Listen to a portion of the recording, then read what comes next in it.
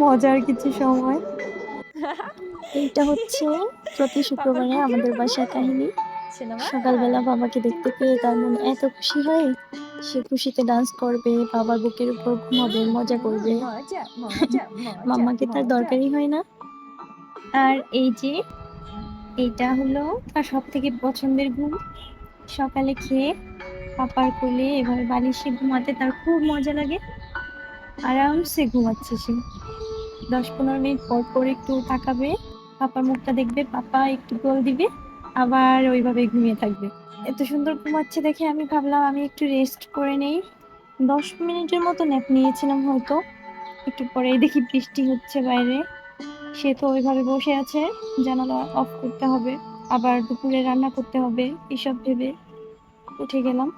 জানলা অফ করার আগে ইচ্ছা করলো একটু বাইরের পরিবেশটা দেখি, একটু হাওয়া খাই। বৃষ্টিটা অনেক ভালো লাগছিল। শিশুদের জন্য এই বৃষ্টির পরের হাওয়া বলেন বা বৃষ্টির সময় যে আর্দ্র বাতাসটা, এটা মোটেই ভালো নয়, ঠান্ডা লেগে যেতে পারে।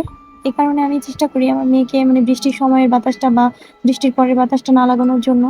ভাবি প্রতিটা দিন মেয়েকে একা সামলাই, শুক্রবারে একটু রেস্ট করব, বাট শুক্রবারেই মনে হয় সব থেকে বেশি কাজ জমে থাকে, যেগুলো আমি সপ্তাহ ভরে চেষ্টা করে করতে পারি না। কাজ করতে করতে কখন যে দিনটা শেষ হয়ে যায় বুঝতেই পারি না। এই যে সন্ধ্যার পরে বাবা মেয়ের দুজনের মজার কিছু সময়। পাপার পিঠে চড়ে এইভাবে সে টিভি দেখতেছে।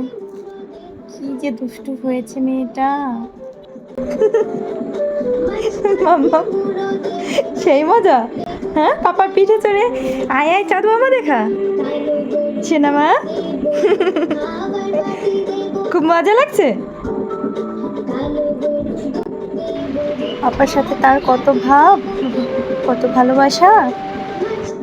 শুধু পাপার কাছেই থাকবে, আমার কাছে আসবে না।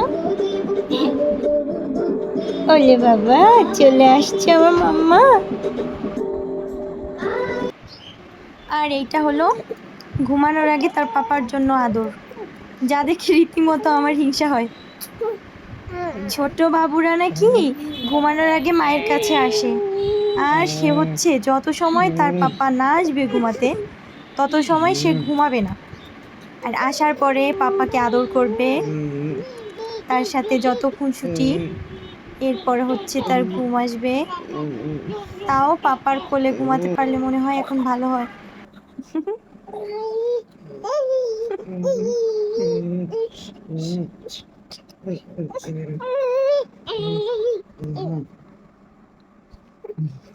কি মা এবার মামার কাছে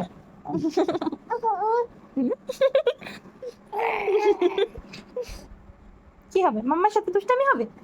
হ্যাঁ